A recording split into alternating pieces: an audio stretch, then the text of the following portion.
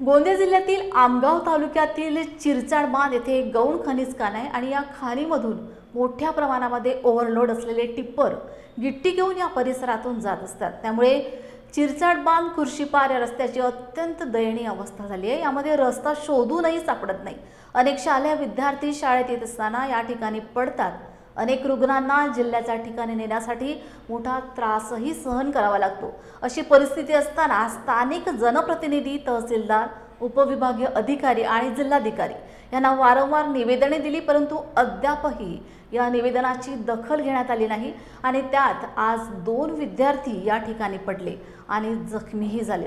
त्यामुळे त्रस्त झालेल्या परिसरातील नागरिकांनी काही काळ या भागामध्ये चक्का जाम आंदोलन करून शासनाचे लक्ष वेधण्याचा प्रयत्न केला आणि लवकरात लवकर यावर शासन निर्णय घेत नसेल तर 7 दिवसात मोठं जन आंदोलन उभारू अशी भूमिका या परिसरातील नागरिकांनी घेतली आहे। मला फोन आला होता कलेक्टर ऑफिसमधून की असं झालं आहे, चक्काजाम केलेलं आहे लोकांनी।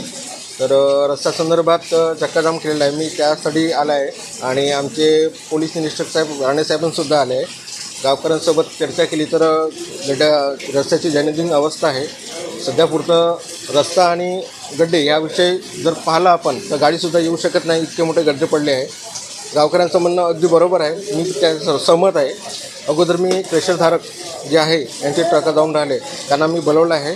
त्यांच्याकडून तात्पुरत्या स्वरूपात जे गड्डे पडले आहे मोठे मोठे, ते आपण गड्डे निपटारा करून रोडच्या लेवलमध्ये आणून तात्पुरत्या स्वरूपात आपण ती कारवाई करणार आहे। त्याच्यानंतर सार्वजनिक बांधकाम विभागाकडून जे रस्त्याच्या मंजुरीसाठी आपण प्रस्ताव टाकू। मुख्य उद्देश असं की हा जो मार्ग आहे, हा मार्ग रस्त्यात आणि रस्ता खड्ड्यात विलीन झालेला आहे, चिखलमय झालेला आहे। इथून येणारे प्रवासी किंवा गावकरी किंवा शाळेकरी विद्यार्थी-विद्यार्थिनी ह्या शाळेत येताना इथं वारंवार अपघात होत आहेत, कारण खड्डेमय रस्ता झालेला आहे त्यामुळे। आणि काल एखाद्या पेशंटला जेव्हा गोंदियाला जायचं होतं तर जाताना त्याला खूप त्रास झालेला आहे, त्याला उलट्या मार्गाने जावं लागलं आणि आज ॲक्सिडेंट झाले आणि वारंवार सूचना केल्या तरी शासन याकडे लक्ष देत नाही आहे, करिता हा चक्काजाम करण्यात आलेला आहे शासनाचं लक्ष वेधण्यासाठी। नेमका झाला काय आज?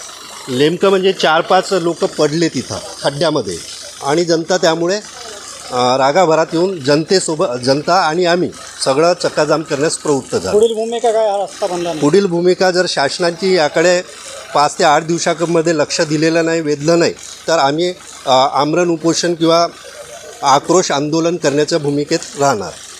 कलेक्टर साहेबांना 15 ते 20 पत्र दिलेले आहेत।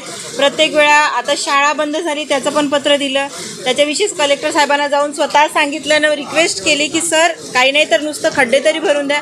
पण कलेक्टर साहेबांचं या रोडविषयी किंवा याचे काही घेणं देणं नाही असं त्यांचं वागणूक आहे त्यांची। आम्ही उपसभापती साहेब आणि पूर्ण आमचे जिल्हा परिषदेचे अध्यक्ष आणि संपूर्ण सदस्य मिळून आम्ही गेलो, जाऊन कलेक्टर साहेबांना विनवणी केली, कमीत कमी तुम्ही ह्या जे गाड्या चालतात टिप्पर त्यांच्या ओनरला तरी सांगा की ते फक्त खड्डे एवढे बुजवून देतील, GSB टाकतील आणि त्याच्याने फक्त गाड्या तरी चालू शकतील, एवढं तरी करा अशी रिक्वेस्ट केली। पण त्या कलेक्टर साहेबांच्या कानावर म्हणजे आवाज गेला की नाही माहिती नाही। सगळ्यांच्या समोर तर बोलले की नाही मॅडम म्हणे मी करतो काहीतरी, मी बोलतो काहीतरी करतो त्यांच्याशी, पण त्यांनी काहीही केलेलं नाही। आता हे जेवढे अधिकारी इथे राहिले PI साहेब, मागच्या वेळेस पण मी चिखल फेको आंदोलन केलं, त्याच्या आधी आता दुसरं एक आंदोलन केलं, आता हे तिसऱ्यांदा कलेक्टर साहेबांना पत्र दिलं आणि आता माझ्या 27 तारखेला आमरण उपोषण कलेक्टर साहेबांच्या ऑफिसच्या समोर करायचा विचार आहे। संपूर्ण शाळेचे विद्यार्थी, संपूर्ण गटाच्या महिला आणि त्याच्यानंतर पूर्ण 7 गावाचे सरपंच, असं सगळ्यांचे आमचं आता प्रयत्न चालू आहे की 27च्या नंतर, कारण 27ला आमचं ट्रेनिंग आहे पुण्याला, त्याच्यामुळे आम्ही 27च्या नंतर आमरण उपोषणाला बसणार आहोत। आणि तरी पण ह्या जे काय कलेक्टर साहेबांना काय बोलावं हे आता ते आमच्या जिल्ह्याचे असं म्हटलं जातं की कलेक्टर म्हणजे जिल्ह्याचा बाप असतो, त्या बापाला लेकरांची काळजीच नाही असं त्यांचं बिहेवियर आहे। त्यांना काही घेणं देणंच नाही, मरतात विद्यार्थी मरू द्या, जातात काय खड्ड्यात जाऊ द्या, त्यांना काही घेणं नाही।